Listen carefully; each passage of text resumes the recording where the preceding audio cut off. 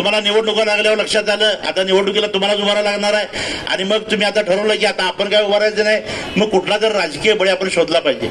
या कोल्हापूरच्या गादीवरती वारसदार म्हणून आले त्याच पद्धतीनं सुद्धा एक प्रकारचा हा राजहट्ट आहे की आपण लोकसभेला सुद्धा जावं आणि म्हणून हे सगळे राजहट्ट पुरवण्यासाठी काय कोल्हापूरची जनता राहिलेली नाही. ग्रामीण भागामधून आम्ही प्रचाराचे दौरे आखलेले आहेत, पण पलीकडच्या बाजूने मात्र आमच्या मित्रमंडळीने वेगळ्याच पद्धतीचा फंडा वापरायचं ठरवलंय. त्यांनी ठरवलं होतं की प्रचारच होणार नाही, कारण आता शाहू महाराज उभारले त्यांच्या विरुद्ध कोण उभारणार अशा पद्धतीने त्यांच्या मनामध्ये पहिल्यांदा होतं. आणि मग संजय मंडलिक तर आता कुणाला दिसतच नाही, भेटतच नाही, अशा पद्धतीचा एक कांगावा माध्यमांच्या माध्यमातून त्यांनी केला. आणि परवापर्यंत अगदी माझं कौतुक करणारे जे नेते आहेत कोल्हापूर जिल्ह्यातले, आता त्यांना मी अचानक चुकीचा वाटायला लागलो, नालायक वाटायला लागलो, भेटत नाही म्हणायला लागले. परवापर्यंत माझं कौतुक करत होता. 2026 पर्यंत कोल्हापूर जिल्हा आज संजय मंडलिकांच्या नेतृत्वाखाली अतिशय आघाडीवर असेल अशा पद्धतीची भाषणं तुम्ही करत होता. आणि निवडणुका लागल्या आणि मग तुमची सगळी मतं बदलली. तुम्हाला निवडणुका लागल्यावर लक्षात आलं आता निवडणुकीला तुम्हालाच उभारा लागणार आहे आणि मग तुम्ही आता ठरवलं की आता आपण काय उभारायचं नाही, मग कुठला तर राजकीय बळी आपण शोधला पाहिजे. आणि म्हणून शाहू महाराज साहेबांनी त्यांनी गळ गाठली. महाराज साहेब उभा राहिले आणि महाराज साहेब उभारल्यानंतर प्रत्येक जणाला त्या गादीचा सन्मान आहे. आणि म्हणून प्रत्येक जण म्हणाला महाराज साहेब उभारलेत आता कसं करायचं. तर आमच्या उत्तम कांबळेंनी माझं ते कोडं सोडवलं. ते म्हणाले हा कुस्तीचा आखाडा आहे निवडणूक म्हणजे, आणि मग निवडणुकीच्या आखाड्यामध्ये कुस्तीच्या मैदानामध्ये दोन मल्ल उभारले तर मग कोण मोठा आहे कोण लहान आहे याचा विचार न करता कुस्ती खेळत असताना ज्या पद्धतीनं डाव टाकला पाहिजे, टांग मारली पाहिजे, अंगावर माती टाकली पाहिजे, ज्या पद्धतीने सगळं होणार. आणि म्हणून राजे साहेबांना, मुश्रीफ साहेबांनी, महाराज साहेबांना, मुश्रीफ साहेबांनी विनंती केली होती आपण या मैदानामध्ये येऊ नका, कारण तुमच्या सन्मानाला कदाचित आमच्या हातून ठेच कदाचित लागेल.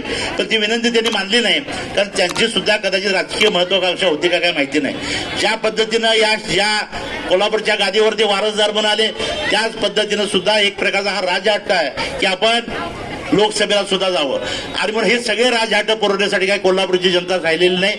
या कोल्हापूरच्या जनतेला विकास पाहिजे आहे आणि विकासाच्यासाठी मोदीजींचे हात बळकट करण्यासाठी या निवडणुकीला महायुतीनं मला उमेदवार उभा केलेला आहे आणि माझी आपल्या सगळ्यांची साथ मला आवश्यक आहे. आणि मग माझ्या मित्रांचं कालचं भाषण मी वृत्तपत्रामध्ये ऐकलं. ते म्हणतात आता महाराज साहेब जर खासदार झाले तर प्रत्येक ठिकाणी तालुक्याच्या ठिकाणी प्रचार कार्यालय आम्ही उभा करणार आणि कुणालाही पत्र लागली तर त्यांच्या सहीची पत्र मी ते ठेवणार.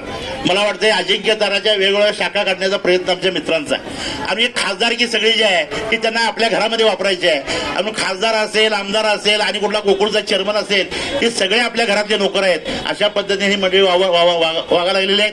आणि म्हणून ते माझ्यावर म्हणतात की आता ते आम्ही आता प्रतिगामी झालेलो आहोत. आता परवापर्यंत ते आम्ही पुरोगामी वाटत होतो, अचानक त्यांना प्रतिगामी आम्ही कसं वाटायला लागलो. मागच्या निवडणुकीला सुद्धा आम्ही शिवसेना भारतीय जनता पक्षाचा उमेदवार होतो. त्याने आपण होऊन आपलं ठरलंय पण माझ्याबरोबर भूमिका घेतली.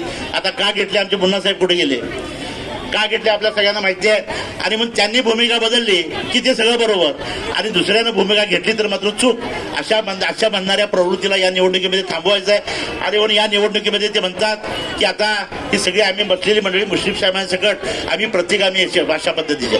खरं म्हटलं तर कोल्हापूर जिल्ह्यामध्ये जन्माला आलेला प्रत्येक नागरिक हा शाहू विचारांचा आहे. इथल्या हवेमध्ये, इथल्या पाण्यामध्ये, इथल्या DNA मध्ये प्रत्येक जण शाहू विचाराचा माणूस आहे. आणि छत्रपती शाहू महाराजांनी अनेक कामं केली, त्यामध्ये धरणं बांधले असतील, वसतिगृह केले असतील, पण सगळ्यात महत्वाचं जर काम कुठलं केलं असेल तर प्रत्येक घराघरामध्ये त्यांनी शाहू विचाराचा माणूस निर्माण केला. आणि म्हणून कोल्हापूर जिल्हा हा पुरोगामी आहे. कोल्हापूर जिल्हा समतेचा पुरस्कार आहे. आणि म्हणून या छत्रपती शाहू महाराजांच्या आशीर्वादानं खरं म्हटलं तर अनेक अशा पद्धतीची विकासाची कामं. राजकारणातील प्रत्येक अचूक बातमीचे सर्वात आधी अपडेट्स मिळवण्यासाठी सरकारनामाच्या सर्व सोशल मीडिया प्लॅटफॉर्मला लाईक, फॉलो आणि सबस्क्राईब करा. तसंच सर्व नोटिफिकेशनसाठी बेल आयकॉन प्रेस करायला विसरू नका.